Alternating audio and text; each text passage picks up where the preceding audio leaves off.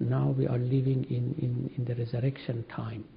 And because of that, all Sharia is over. We are not as Ismailis to observe none of the Sharia rules, to pray, to fast, and all that. So this is documented. This we know about it. And then in terms of the political activities, of course, they were very, very bitterly against the Khilafat of the time. And so they were very decided to assassinate the rulers, the Khalif and the kings and so on and so forth. And as we know, even the Khalif of the time, of the 5th century, he had Ghazali to write a lengthy dissertation against these Batinis or Ismailis or the esoteric sect, and he wrote. And of course he didn't like it later on, but that was what they decided, and they had Ghazali to do it because it was a necessity of the time. So they made these assassinations. But of course there are some misgivings about the name itself. As I said, since they were called Hashashin, which means the users of the grass. And Hashashin means the users of the grass. So in Western vocabulary or rendering, it became assassin, okay? And then the term assassination, murdering and things. But there is another theory about the root and the origin of the name. You see, there were different rankings among the preachers of these so-called assassins. You see, the lowest, I think, was Da'i, which means the simple preacher, and then the highest of them was Asas, which means the foundation. Okay. Now, there is another theory that because of this Asas, which means the foundation, and it is a rank in the preachers of that sect, they were called Assassins. Means the people who believed in Asas, in the foundation, and they had such a structure and such a hegemony in their ranking of their preachers. So there are two theories altogether, but anyway, this is the famous one, that the word assassin comes from the Hashashin. And of course the story was very alive at the time of the Rumi, you see, because Rumi was living in the 7th century, and these assassins were very active in 5th century, in 6th century, and even well into the 7th century. So, and the Fatimid rule in Egypt and elsewhere, they were actually the Ismailis or the assassins, if you like. And at the time, Rumi's time was the time of the invasions of Mongols to Iran and many other Islamic countries. And it was only Egypt that was immune from their invasion. And actually, they were actually halted and stopped by the Egyptians and by the Mamluks at the time.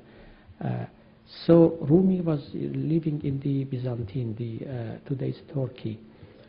So he had an eye on the Fatimid rule in Egypt. And since, the Baghdad Khilafat was actually virtually destroyed by the Mongols, Rumi wished the Fatimid rule to flourish, the assassins, according to him. And all this actually comes into what he says and what he actually wishes about the assassins in his poetry.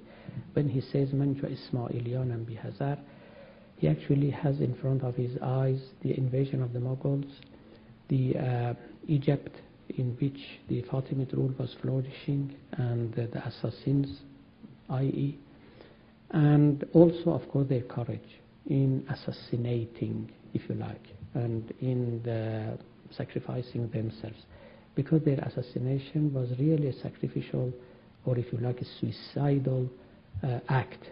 They went, you see, well into the heart of the army of the enemy, you see, and they did what they did very courageously and very cleverly. So for Rumi, it was not the assassination that he liked, but the courage that was associated with it. How connected do you find Rumi's notion about perfect